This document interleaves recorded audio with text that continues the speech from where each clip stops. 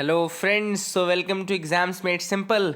Concept का time आ गया है। कंसेप्ट में आज जिस कंसेप्ट पे हम बात करेंगे वो है इकोनॉमी का कंसेप्ट, यानी कि आउटपुट ऑफ एन इकोनॉमी। तो जैसा कि ये नाम जो है आउटपुट ऑफ एन इकोनॉमी जितना सिंपल दिखता है, जितना सिंपल सुनाई देता है, उससे कहीं ज़्यादा कॉम्प्लेक्स होता है।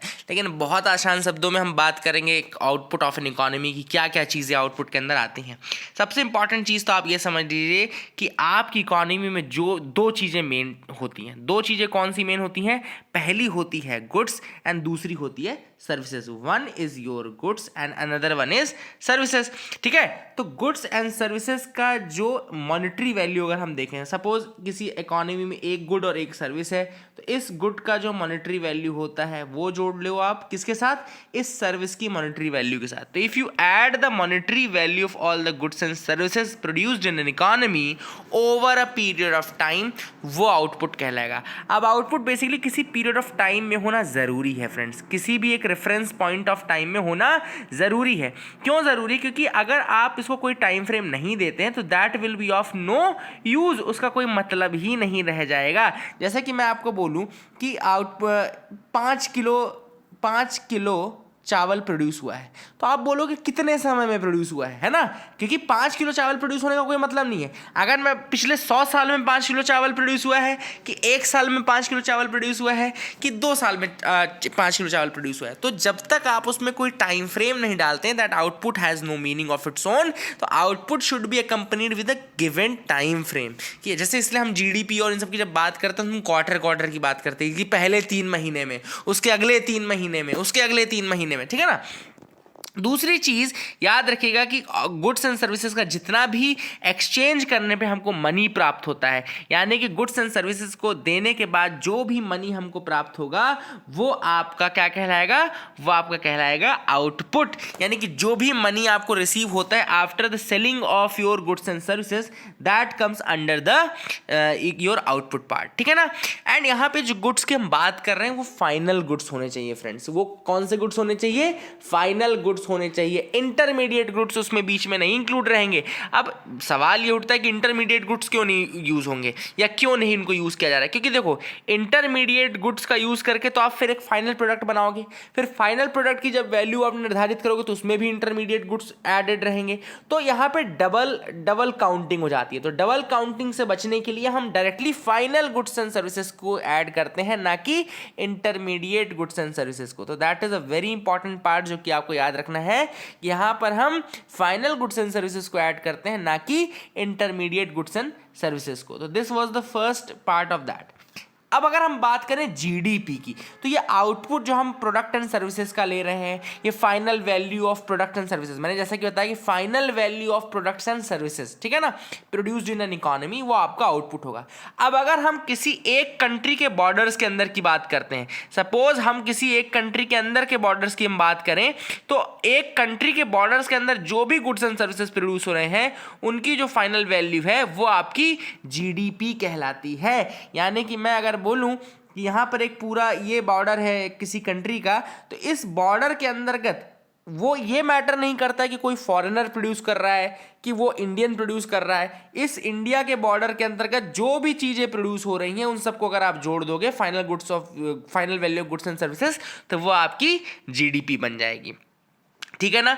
अब कई बार क्या होता है, दूसरे कंसेप्ट्स में जीडीपी को समझाया जाता है। थोड़ा सा मैं आपको एक और चीज़ बताना चाहता हूँ यहाँ पे, जो यहाँ पे फैक्टर कॉस्ट वाली चीज़, कई बार आपने फैक्टर कॉस्ट टर्म सुना होगा, वो इंपॉर्टेंट। देखो क्या होता है, there are 4 factors of production. 4 factors of production होते हैं। पहला होता है लैंड, दूसरा होता है लेबर, तीसरा होता है कैपिटल, चौथा होता है एंटरप्रेन्योरशिप। तो land, labour, capital and entrepreneurship, ये 4 हमारे फैक्टर्स ऑफ प्रोडक्शन हो गए। फैक्टर्स ऑफ प्रोडक्शन मतलब कि कहीं पे भी अगर आपको प्रोडक्शन करना है, सपोज आपकी कोई कंपनी, मैं बोलूं कि कोई नमकीन की कंपनी है, भाई शुभम नमकीन करके है एक नमकीन की कंपनी। अब अगर वो नमकीन एक लैंड एरिया चाहिए जहाँ पर वो कंपनी स्टैब्लिश होगी, फिर वहाँ पे हमको नमकीन बनाने के लिए मशीन लेनी पड़ेगी, फिर वहाँ पे कुछ लोगों को ऐड करना पड़ेगा और ये नमकीन का आइडिया मेरे दिमाग में आना चाहिए पहली चीज़। तो ये 4 चीज़ें हो गई कि नमकीन की कंपनी सेटअप करने के लिए मैंने क्या किया, एक तो लैंड एरिया ले आया, मतलब कि लैंड वाली पार्ट आ गई। दूसरी चीज़ मैंने क्या लेकर के आया, लेबर लेकर के आया, मतलब कि मैं उसमें काम करने के लिए मजदूरों को लेकर के आया। दूसरा फैक्टर ऑफ प्रोडक्शन, पहला लैंड, दूसरा लेबर, देन कैपिटल, क्योंकि मैंने मशीन लाई ना, नमकीन बनाने के लिए मशीन लाई, और वो आइडिया जो था मेरा नमकीन बनाने का, दैट वाज माय एंटरप्रेन्योरशिप, यानी कि वहाँ पे एक रिस्क था जो मैंने लिया था। हो सकता है नमकीन ना चलती, बिस्किट चल रही होती, बट मैंने तो नमकीन खोल ली थी, तो वहाँ पे जो रिस्क अटैच था वो मेरे ऊपर आ रहा था। तो इसका मतलब है कि ये जो चारों फैक्टर्स ऑफ प्रोडक्शन है, they are attached with a cost. जैसे कि लैंड के साथ रेंट आ जाता है, लेबर के साथ वेज आ जाती है, कैपिटल के साथ इन्वेस्टमेंट आता है, एंड एंटरप्रेन्योरशिप के साथ रिस्क आता है। तो basically each factor of production is associated with a cost, and अगर हम इन सबको ऐड कर दें तो वो फैक्टर कॉस्ट बन जाता है friends, then that becomes the factor cost. I hope you got clarity regarding the factor cost as well. अब जैसे कि समझ लो लैंड का रेंट मेरा 10,000 रुपये है, लेबर के सैलरीज में 1,000 देता हूँ, इंटरेस्ट यानी कैपिटल जो मैं लगा रहा हूँ वो इन्वेस्टमेंट 750 रुपये का है, एंटरप्रेन्योरशिप में जो प्रॉफिट हुआ है मुझे वो 500 रुपये का है सपोज। तो टोटल जो वैल्यू हो गई इस इकोनॉमी में फैक्टर कॉस्ट के बेसिस पे वो 12,250 हो गई, 12,250 हो गई। नाउ ये 12,250 इज द टोटल कॉस्ट, है ना, टोटल कॉस्ट जो है वो कितनी है, 12,250 हो गई। नाउ यहाँ पे आउटपुट कितना हो गया, आउटपुट भी 12,250 रहेगा, एंड इनकम सारे फैक्टर कॉस्ट की कितनी हो गई, वो भी 12,250 हो गई। इसका मतलब क्या हुआ कि एक इकोनॉमी में जो आउटपुट होती है एंड जो cost of income factors of production की होती है वो दोनों सेम होते हैं। मतलब इकोनॉमी में जो आउटपुट है वही आपका cost of income for factors of production आती है। मतलब कि अगर आप लैंड, लेबर, कैपिटल और एंटरप्रेन्योरशिप का प्रॉफिट ऐड कर दें तो वो आपके आउटपुट के बराबर आएगा एक इकोनॉमी में, ठीक है ना। तो फैक्टर्स ऑफ प्रोडक्शन की जो इनकम हो गई वही आपकी आउटपुट के बराबर हो जाती है एक इकोनॉमी के लिए। तो कभी अगर स्टेटमेंट इस तरीके का लिखा आ गया यूपीएससी में कि जो फैक्टर ऑफ प्रोडक्शन की इनकम हो गई that is equal to the output of the economy, तो वो सही स्टेटमेंट रहेगा, याद रखेगा, ठीक है ना। That is another thing. अब अगर आपसे मैं बोलूं कि अब ठीक है जीडीपी तो आपने बता दिया, नेशनल प्रोडक्ट क्या होता है। अब देखो नेशनल प्रोडक्ट सिंपल सी बात है कि अभी जीडीपी के अंदर तो हमने डिफरेंशिएट नहीं किया कि कौन प्रोड्यूस कर रहा था, बॉर्डर के अंदर बस हमने देखा कि इंडियन बॉर्डर्स के अंतर्गत प्रोडक्शन होना चाहिए, फाइनल गुड्स एंड सर्विसेज जो भी प्रोड्यूस होगी उसमें आप उसको जीडीपी में ऐड कर देंगे। लेकिन जब हम नेशनल प्रोडक्ट की बात करते हैं तो नेशनल शब्द में देश का आ जाता है, ठीक है ना। तो अगर आपको देश का करना है तो हमारे कुछ इंडियंस तो बाहर भी काम कर रहे हैं तो आपको उनकी कॉस्ट भी जोड़नी पड़ेगी, लेकिन वहीं पे कुछ फॉरेनर्स इंडिया में भी काम कर रहे होंगे, इसलिए आपको उनको हटाना पड़ेगा क्योंकि सिर्फ आपको अपने नेशनल वालों की चाहिए, नेशनल प्रोडक्ट चाहिए।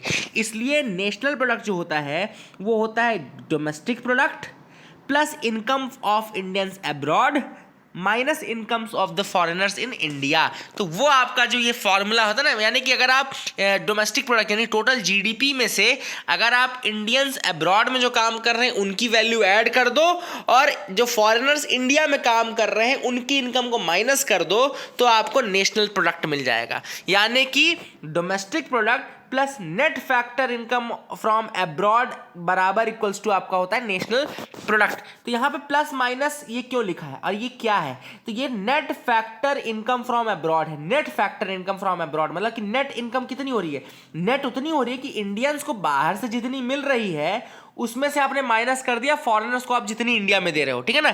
मान लो आपके 2 इंडियन बाहर 500-500 रुपए कमा रहे हैं तो टोटल 1,000 रुपए इंडियंस कमा रहे हैं इंडिया के बाहर, लेकिन सपोज एक अमेरिकन है जो 800 रुपए इंडिया में कमा रहा है तो हम अमेरिकन को 800 रुपए दे रहे हैं और हमारे इंडियन 1,000 रुपए लेके आ रहे हैं। तो इसका मतलब नेट इनकम कितनी हो गई, 1,000 आने वाली और 800 जाने वाली, मतलब कि 200 रुपए नेट फैक्टर इनकम हो गई। मतलब नेट इंडियंस को 200 रुपए और मिल रहा है। तो इसीलिए जब हम नेशनल प्रोडक्ट निकालते हैं तो उसमें domestic product plus minus net factor income निकालते हैं, क्योंकि ये माइनस भी तो हो सकता है। क्यों, मान लो 2 इंडियंस हमारे अमेरिका में 500-500 कमा रहे होते यानी कि 1,000 रुपये।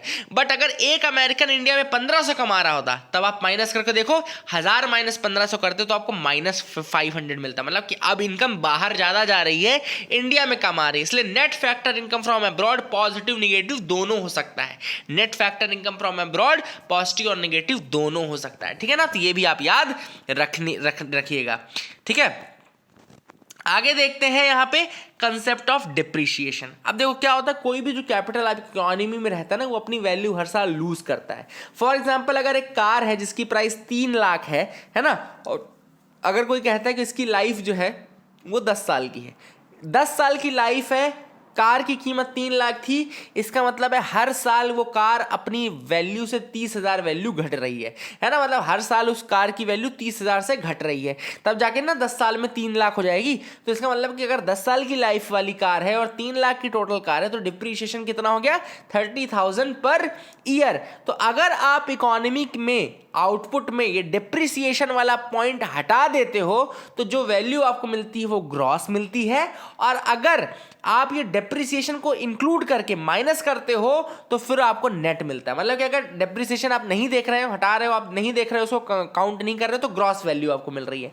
बट अगर आपने डिप्रिसिएशन काउंट करना शुरू कर दिया, तो आपको नेट वैल्यू मिलेगी। इसलिए जो नेट नेशनल प्रोडक्ट है वो gross national product minus depreciation होता है, एंड नेट डोमेस्टिक प्रोडक्ट यानी कि नेट जीडीपी जो हो गई वो जीडीपी माइनस डिप्रिसिएशन हो गई। तो this was your concept of depreciation. I hope you got clarity regarding the national product, GDP and depreciation, and this was the first छोटा सा वीडियो था इकोनॉमिक कंसेप्ट का। I hope you got clarity also.